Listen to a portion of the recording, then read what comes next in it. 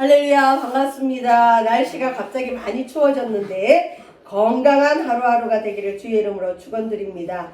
자, 우리가 이렇게 잠깐 앞뒤 얼굴을 한번 보세요. 사람들 얼굴을 보면 각자 얼굴의 모양이 똑같아요? 각자 달라요? 다르죠? 사람의 얼굴을 다 다르게 만드신 하나님께서 우리를 만나 주실 때도 케이스 바이 케이스예요. 그러니까 각각 다르다는 거죠. 내가 이렇게 하나님을 만났기 때문에 너도 이 방법을 통해서만 하나님 만날 수 있다라고 하는 사람들이 간혹 있긴 있어요. 그리고 그렇게 역사하는 경우도 있지만 대부분 그런 방법들을 쓰는 곳은 이단들이 그래요.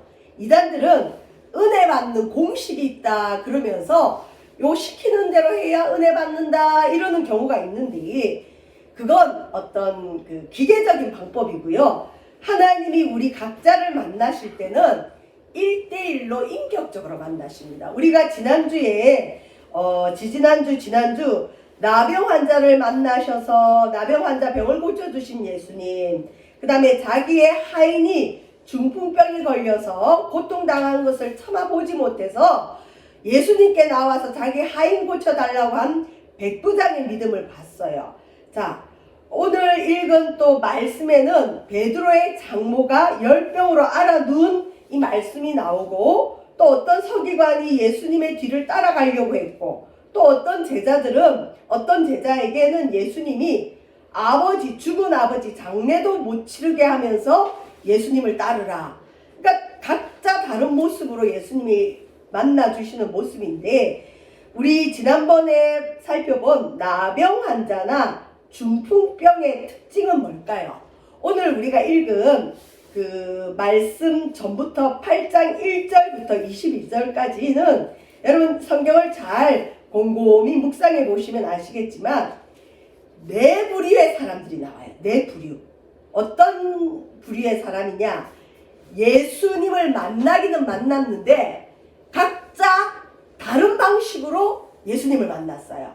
자, 주보에 제가 요약을 해놨는데 첫 번째 부류 사람들로부터 이제 네 번째 부류 사람이 나오는데 나는 어떤 부류에 속하는지 한번 생각해보면서 적용해보면서 말씀을 간단하게 나누겠습니다. 첫 번째 부류 사람은 예수님을 자기가 찾아온 사람들이에요. 여러분, 우리 가정이나 우리 개인에 문제가 있을 때 가장 그 문제를 빨리 해결할 수 있는 일은 전문가를 찾아가는 거예요. 이번에도 우리 보니까 우리 집사님 한 분의 어떤 사업장에 문제가 있으니까 그 사업을 오래 하신 전문가를 모시고 보여주고 자문도 구하고 듣고 근데 그게 얼마나 큰 복인지 몰라요. 내가 개척해서 가는 길은 물어볼 사람이 없어요. 그리고 내가 해결하다 보면 시행착오를 자꾸 거치다 보면 이 물질의 손해도 많이 생기고 이 성공의 경험보다는 실패의 경험이 있기 때문에 자신을 잃어버립니다. 근데 전문가의 도움을 받으면 가장 빨리 그 문제를 해결할 수 있습니다. 그래서 저와 여러분도 살아가면서 문제가 있을 때는 내 힘과 내 능력으로 하는 것도 중요하지만 그 문제의 전문가에게 자문을 구하는 게 가장 빠르고 우리 인생의 전문가가 계신데 누굴까요? 여러분, 이 마이크를 가장 잘 아는 사람, 이 마이크에 대한 전문가가 누굴까요? 이 마이크 만든 사람. 나를 가장 잘 아시는 분이 누굴까요? 하나님.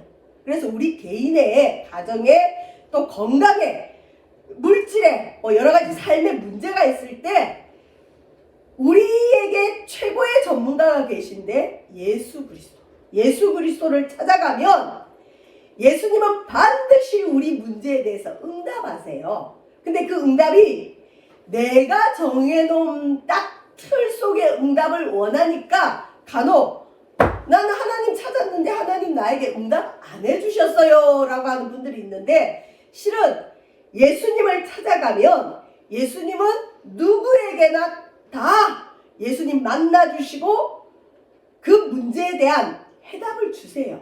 근데 그게 아까도 말한 것처럼 내가 정답을 정해놔요.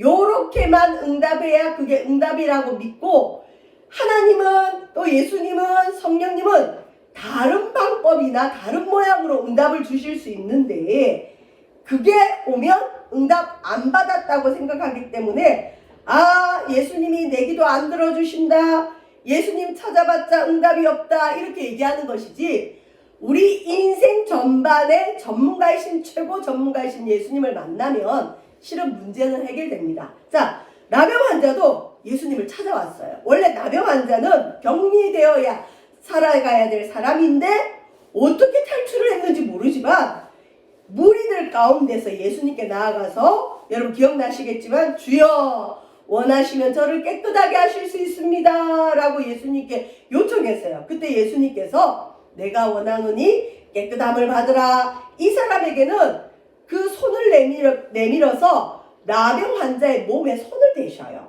여러분, 나병 환자의 손을 대면 그 나병이 전염돼요. 그러니까 예수님도 잘못하면 나병 환자가 될 수 있는데도 불구하고 이 천벌을 받은, 저주를 받은 그 나병 환자의 몸에 손을 대시면서 고쳐주셨어요. 자, 근데 또 예수님을 찾아온 이 백부장에게는 예수님께서 백부장 사정을 가만히 들어보니까 이 사람이 참 귀한 거예요. 자기 문제로 온 게 아니라 자기가 데리고 있는 하인이 지금 중풍병으로 고통당한다니까 예수님이 그래 내가 가서 고쳐줄게 했더니 이 백부장이 뭐라 그러죠? 우리 집에 오심을 나는 감당하지 못합니다. 그냥 말씀만 하옵소서. 그러면 내 하인이 낫겠습니다. 아니, 예수님의 방법은 내가 직접 가서 그 하인 만나서 내가 고쳐줄게, 친절하신 방법이었어요. 근데 이 백부장이 예수님같이 훌륭한 분이, 하나님의 아들이, 신이신 당신이 우리 집에 오는 걸 나는 감당을 못하겠습니다. 그냥 말씀만 해주세요. 그러면 내 하인이 낫겠습니다. 이랬더니 예수님이 뭐라 그랬죠? 네 믿음대로 될지어다. 예수님의 방법이 있었어요. 근데 백부장이 요청하니까 백부장의 믿음을 존중하셔서 백부장의 믿음으로, 말씀으로 그 하인을 고쳐주셨어요. 여러분, 이게 인격적이라는 거예요.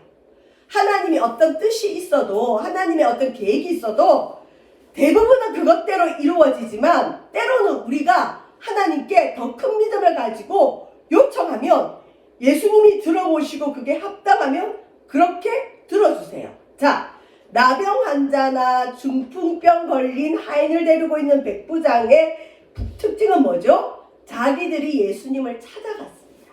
저와 여러분, 우리 삶에 해결할 수 없는 병의 문제, 그 다음에 여러분 그 하인이 병이 든다는 건 어떤 집안의 문제죠. 또 재산의 문제죠. 그런 문제가 있으면 누구를 찾아가야 된다고요? 예수님. 예수님을 본인들이 찾아가는 믿음, 찾아가는 믿음, 찾아가는 믿음.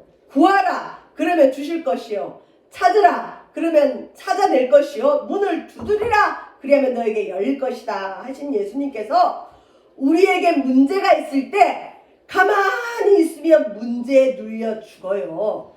문제가 있을 때 누구를 찾아가라고요? 예수님을 찾아가면 됩니다. 자, 예수님을 찾아온 사람들이 있고, 이제 두 번째 부류는 오늘 읽은 본문의 14절에 보면 예수께서 베드로의 집에 들어가사 그의 장모가 열병으로 앓아 누운 것을 보시고, 여러분 예수님의 제자 중에 수제자가 있는데 베드로예요. 이 베드로에게는 예수님이 찾아가셨어요. 중풍병이 걸린 하인을 데리고 있는 백부장이나 나병 환자는 본인들이 예수님을 찾아갔죠.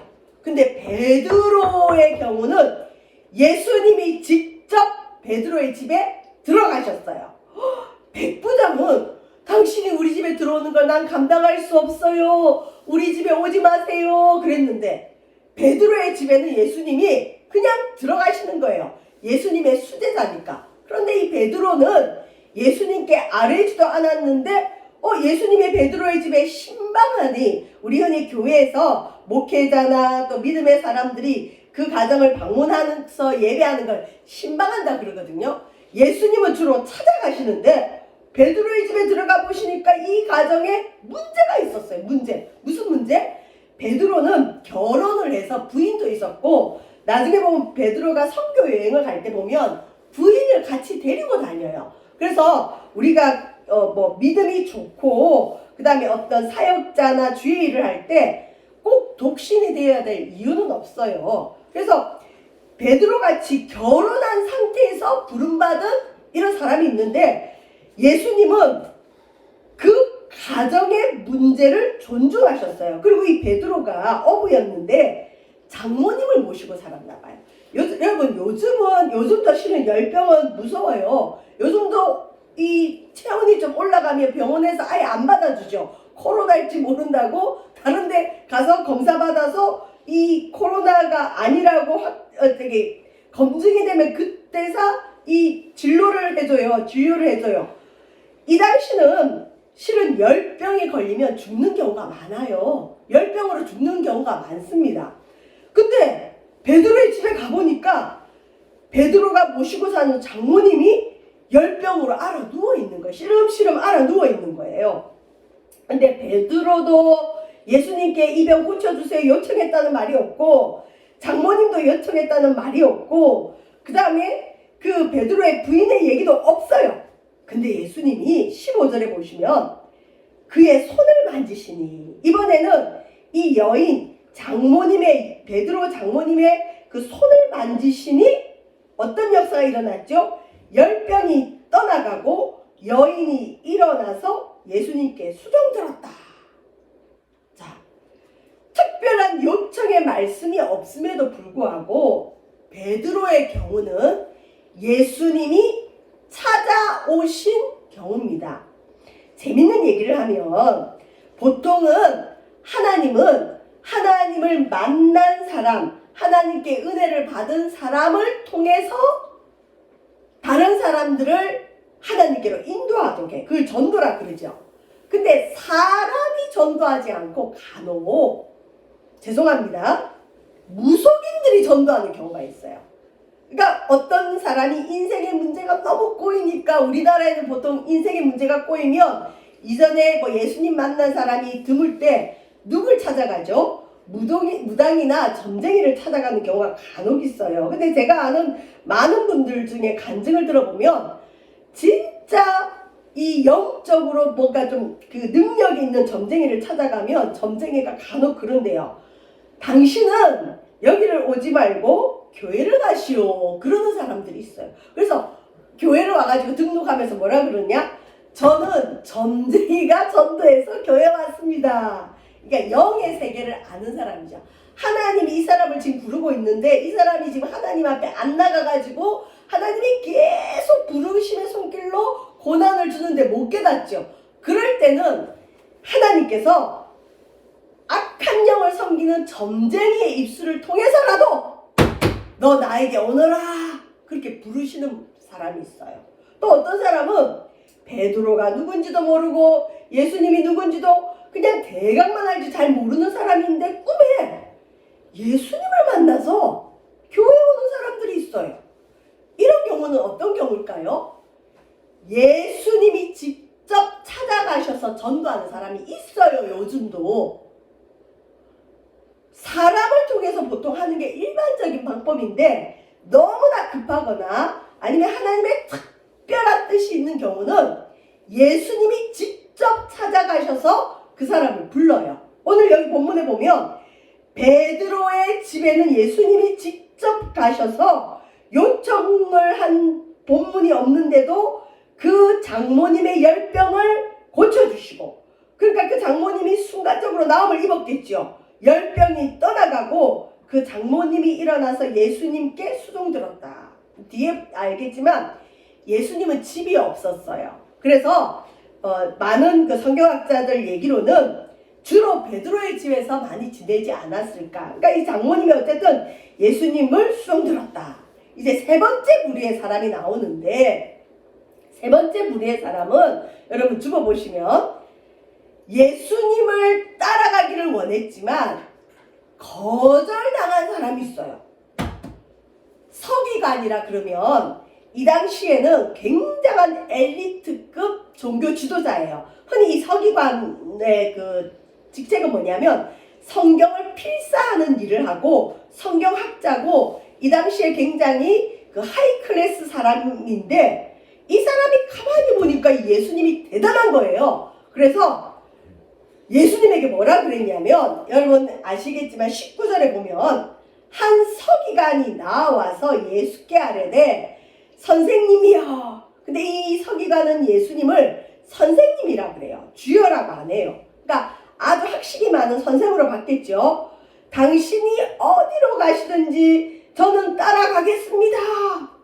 아니 예수님 따라가온다는데 왜? 좋은 일이죠. 우리 그냥 교회는 누구나 오라 그러죠. 막 안 오면 오라고 막 괴롭히죠. 근데 여기 보면 서기관이 예수님 나 당신 따라가겠습니다 했는데 20절 여러분 8장 20절 제가 읽어볼게요. 예수께서 이르시되 여우도 굴이 있고 공중의 새도 거처가 있으되 인자는 머리 둘 곳이 없다 하시더라. 이 서기관이 예수님 따라가려고 그러는데 예수님이 이상한 말을 해요. 여보게 여우 여러분 산속에 있는 여우 아시죠? 여우도 밤에 되면 가서 피하고 잘 수 있는 굴이 있다. 자연 속에. 그 다음에 공중에 날아다니는 새도 뭐 처마 밑에 집을 짓든 어디에 집을 짓든 간에 여러분 공중의 새도 집이 있어요. 제비집도 있고 참새집도 있죠. 거처가 있는데 인자는 누굴 뜻하느냐? 예수님을 뜻해요. 네가 따라오기를 원하는 나 인자는 머리 둘 곳이 없다. 이 말은 저녁 때도 베개 베고 누울 집이 없다. 그러면서 이 서기관이 예수님 따라오는 걸 멈추게 하셨어요. 왜 그랬을까요? 이 서기관이 예수님을 따라가려고 한 겉의 모습은 열정적이고 좋아 보였어요. 근데 예수님은 사람의 중심을 깨뜨려 보시죠. 이 서기관이 예수님을 따라오려는 동기, 목적, 그 마음의 중심이 잘못되어 있는 걸 간파하신 거죠. 자, 배경을 보시면 자 베드로의 장모가 10병이 순간적으로 나온 거예요. 16절에 보면 사람들이 야 베드로 집에 있는 예수라는 사람이 그 베드로의 장모가 10병이 들었는데 의사들도 못 고쳤는데 그 예수라는 사람이 손 한 번 맞았더니 10병이 떠나갔다. 이 소문이 막 동네에 나는 거예요. 그랬더니 사람들이 16절에 귀신 들린 사람들이 이 당시에 많았나 봐. 요즘도 실은 귀신 들린 사람들이 있는데 요즘은 의학이 너무나 발달하고 사회복지가 발달해서 조금 이상하면 어디로 데리고 가죠? 정신병동에 가서 가둬버리죠. 그리고 어떤 보호처에 가둬버리니까 요즘은 길거리에 머리에 꽃 꽂거나 좀 이상한 사람들이 별로 없어요. 그래도 간혹은 있는데 별로 없는데 우리나라도 수십 년 전, 한 20년 전만 해도 길거리에 이 이상한 분들이 많이 돌아다녔어요. 그래서 야, 저 사람 미쳤나 보다 그러면서 애들이 놀리기도 하고 돌 던지기도 하고 막 옷 벗고 돌아다니는 사람도 있고 이상한 사람들이 많았어요. 그렇다면 이 당시는 더 많았겠죠. 이 귀신 들린 자들이 많았는데 그 사람들을 예수께 데리고 왔어요. 근데 여기 보시면 예수님이 말씀으로, 여기는 또 보면 말씀으로 귀신을 쫓아내시고 그 다음에 병든 자들을 다 고쳐주셨다. 병든 자들을 다 고쳐주셨다.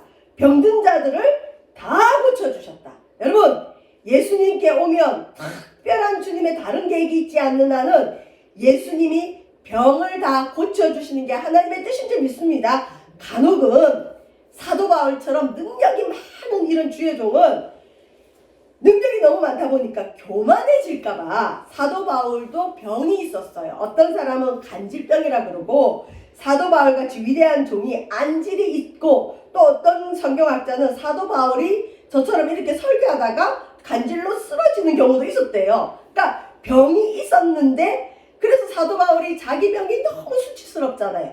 심지어 사도 바울이 기도하면 다른 사람의 병은 낫는데 자기 병은 안 낫는 거예요. 그러니 사도 바울이 이 성경에 보면 3번이나 주님 앞에 기도했대요. 나를 고쳐주세요. 내 병을 고쳐주세요. 기도했는데 3번째 주님의 응답이 뭐냐? 네가 약할 때 곧 강함이라. 내 은혜가 네게 족하다. 그러니까 바울의 병은 안 고쳐주고 계속 그 병을 가지고 살게 하시면서 다른 사람의 병을 고치게 하는 특별한 경우가 있어요. 이런 경우를 제외하고는 예수님께서 병든 자를 다 고쳐주는 게 하나님의 뜻입니다. 왜 그러냐? 17절에 보면요. 이는 선지자, 구약의 선지자, 성은 이시요 이름은 사야라 그러는데 흔히 그냥 이사야 선지자가 예언을 했는데 메시아에 대한 예언 중에 특별히 이사야 53장 4절에 이런 말씀이 있습니다. 우리의 연약한 것을 친히 담당하시고 병을 짊어지셨도다 함을 이루려 하심이더라. 실제로 이사야서 53장에 보면 예수님이 채찍에 맞음으로 우리는 나음을 입었도다. 나음을 입었도다. 이 말씀이 있어요. 그래서 실제로 너무 급한 환자가 있거나 도저히 소망이 없는 이 완전히 그 끝까지 간 환자들을 만나는 경우가 있어요. 그때 너무 급할 때 복음을 전하기도 하고 그 다음에 예수님 믿게 하는데 이 사람이 붙들 수 있는 말씀이 없잖아요. 믿음도 없고. 그러면 우리는 보통 목회자들이 적어줘요. 예수님 채찍에 맞음으로 나의 병이 나음을 입었습니다. 이사야서 53장 4절 말씀에가 딱 주고 그것을 10번, 100번, 1000번, 10,000번 하루 종일 그 말씀을 선포토록 시켜요. 근데 실제로 믿음을 가지고 예수님 채찍에 맞음으로 나의 병이 나음을 입었습니다. 순종한 사람들이 병이 나았어요. 얼마나 단순해요. 하나님은 단순하세요. 하나님 복잡하지 않아요. 예수님은 이 말씀을 이루시고자 우리의 병을 고쳐주세요. 예수님 십자가에 달려 죄도 없는 분이 왜 채찍질 당해요? 우리의 병을 고쳐주시려고. 전에도 말씀드렸지만 의사 선생님들은 이 말을 제일 싫어하겠죠. 예수님이 모든 병을 고쳐주시면 의사 선생님들은 문 닫아야 되죠. 그게 아니라 의술도 하나님이 주신 지혜. 어떤 경우는 의사가 고치는 경우도 있지만 대부분 기도하면 주님이 고쳐주세요. 근데 주님이 못 고치는 병이 하나 있어요. 주님도 못하시는 게 3가지가 있대요. 어떤 사람을 우리 주님이 감당을 못하느냐? 과욕을 부리는 사람. 하나님 안에 있으면서 욕심이 너무 지나친 사람 하나님이 어떻게 못한대요. 감당을 못하신대요. 그 다음에 또 어떤 사람? 과식하는 사람. 너무 많이 먹는 거예요. 먹성이 좋아서 너무너무 많이 먹고 과식해놓고는 이 맨날 위가 아파서 주여 내 위를 고쳐주세요. 고쳐주실까요? 못 고쳐주실까요? 안 돼요. 인간이 절제할 건 해야죠. 그 다음에 또 감당이 안 되는 사람이 있는데 과로하는 사람. 우리 몸은 예수님이 계신 성전이에요. 그래서 우리 몸은 잠도 자야 되고 먹어야 되고 쉬어야 되고 일도 해야 되는데 이 일 중독이 있어요. 일 중독. 우리 교회도 일 중독증 보이는 분들이 몇 분 보여요. 제가 볼 때는 있어요. 근데 일 중독에 걸리면 자기 몸이 망가지는데 모르고 계속 일을 하는 거예요. 그건 하나님도 어떻게 못해요. 그러면 병이 생겨야 안 생겨요? 생기죠. 그건 자기가 일도 좀 쉬고 자기 몸을 돌보아야 고침받지 몸은 마음대로 써놓고 나 건강하게 해주세요. 그건 안 된다는 거죠. 근데 어쨌든 우리 삶에 마귀가 주는 병이든 그 다음에 우리의 연약한 것이 있어서 생기는 병이든 간에 우리 예수님은 병을 고쳐주신다. 자, 이걸 보니까 그리고 수많은 사람들이 예수님을 애워사고 예수님을 졸졸졸 따라다닌 거예요. 오늘날로 말하면 우리 예수님이 슈퍼스타예요. 슈퍼스타. 이 서기관이 가만히 보니까 예수님은 병도 고치고 이 절대 의학이 못 고치는 귀신 들린 자도 고쳐주시고 또 사람들이 예수님을 졸졸졸 따라다니고 간혹 병 나은 사람들이 예수님께 고맙다고 돈을 가져다 주기도 하고 때로는 예수님 드시라고 맛있는 것도 가져다 주고 요걸 가만히 지켜봤겠죠. 아, 내가 저 예수님 제자가 되면, 내가 저 예수님 따라가면 저거 같이 나눌 수 있겠다는 계산을 했을까요? 한 것 같아요.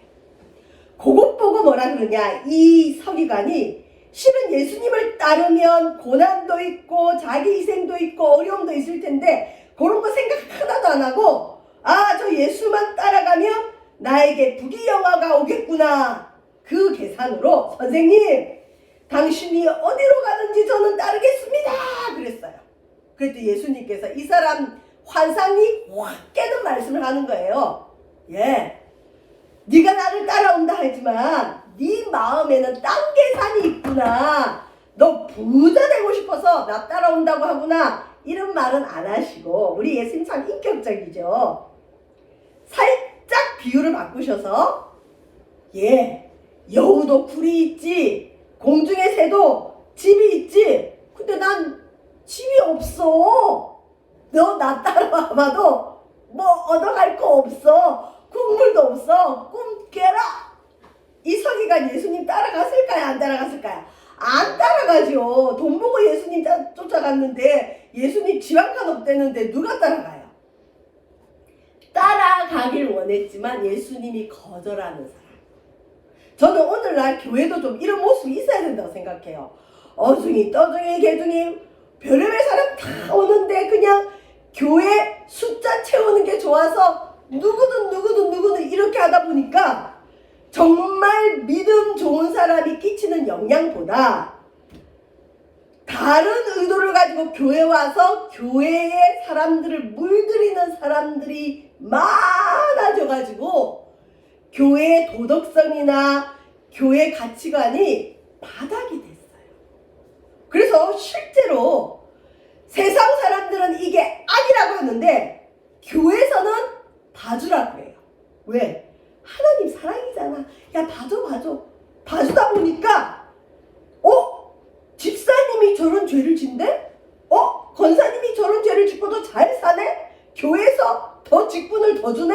교회에서 더 인정해주네? 장로님이 저런 죄를 짓고도 복을 받았다고 칭찬을 준대? 나도 하면 되겠다. 그래서 같이 죄를 짓는 그리스도인들이 얼마나 많은지 몰라요. 특별히 여러분, 음행은 제가 보니까 교회 내에도 음행이 너무 많아요. 바람피는 게 너무 많은데, 어떤 사모님이 자기 사위가 바람이 난 걸 안 거예요. 그러면 그냥 당사자 불러다가 어떻게 해결하면 될 텐데, 하필 자기 남동생 권사님을 불러다가 뒷조사를 시킨 거예요. 미행을. 근데 그 권사님이 경건한 분이었으면 다행인데 이 권사님도 좀 노는 분이에요.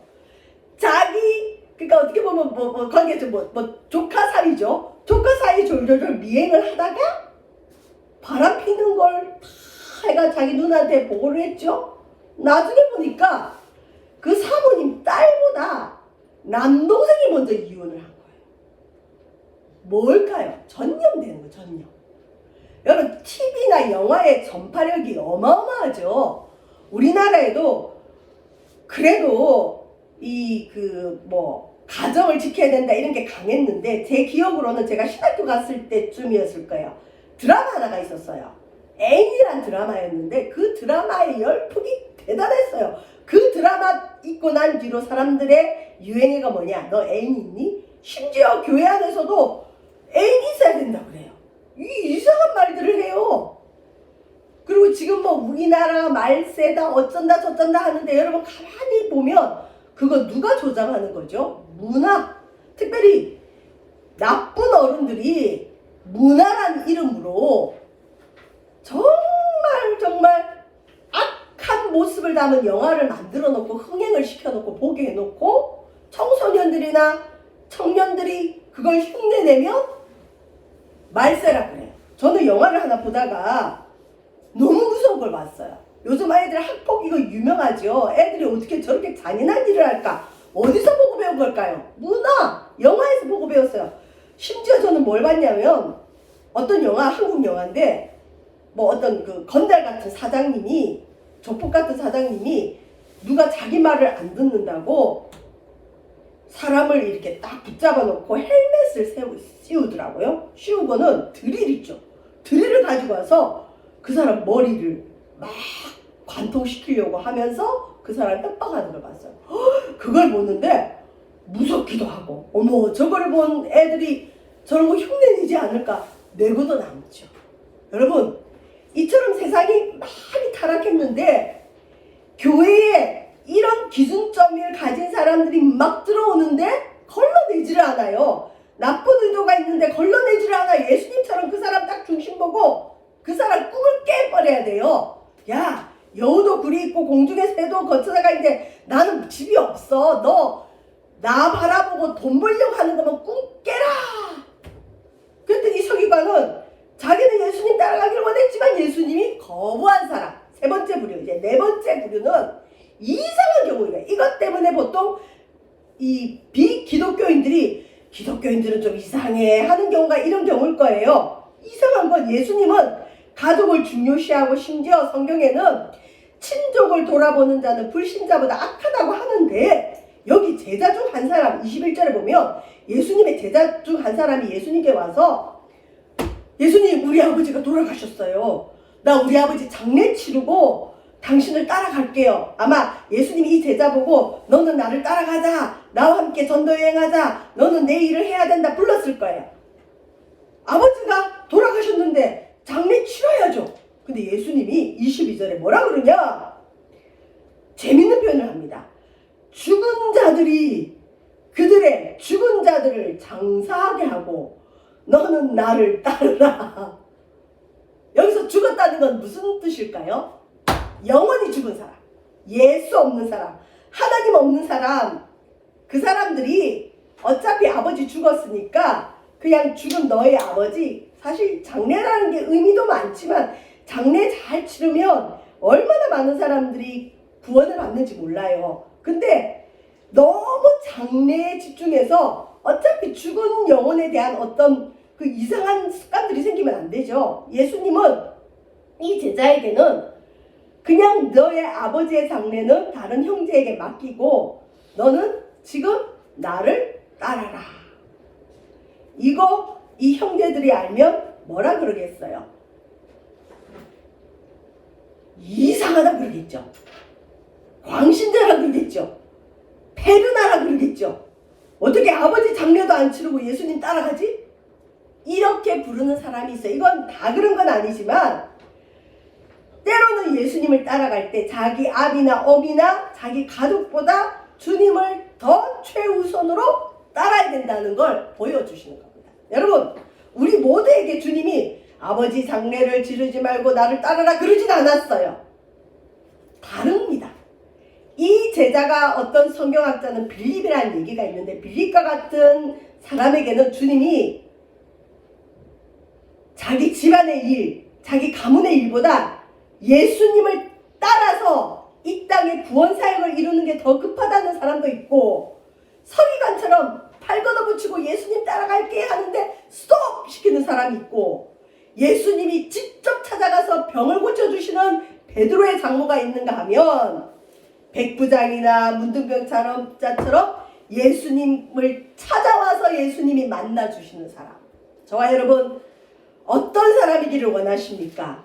특별히 네 번째 부류의 사람은 평범하진 않지요. 근데 보통 목회자들은 그래요. 그래서 목회자들은 사람 노릇하기가 힘들 때가 간혹은 있어요. 근데 일반적으로는 가정에 그런 문제들 경시하진 않지만 하나님이 원하실 때는 그렇게 해야 된다. 저와 여러분, 우리는 어떤 부류에 속하는지 모르지만 예수님은 우리 한 사람 한 사람을 귀히 여기시고 우리에게 예수님이 인격적으로 만나주신다는 걸 기억하고, 여러분, 하나님 안에서 자존감, 자존심, 하나님이 나를 사랑한다는 걸 절대 잊지 마시길 바랍니다. 어거스틴이라는 유명한 분이 이런 말을 했습니다. 저도 이 말하고 마칠 텐데요.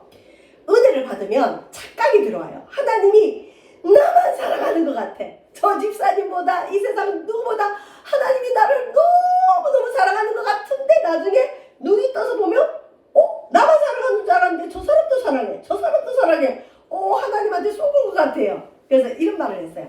하나님은 우리 모두를 나만 사랑하는 것 같이 사랑하신다. 여러분, 하나님은 우리 각자를 존중하시고 인격적으로 대해주시고 여러분을 극진히 사랑하시는 걸 믿으시고 나의 하나님을 만날 수 있는 축복이 저와 여러분에게 있기를 주의 이름으로 부탁드립니다. 기도하겠습니다.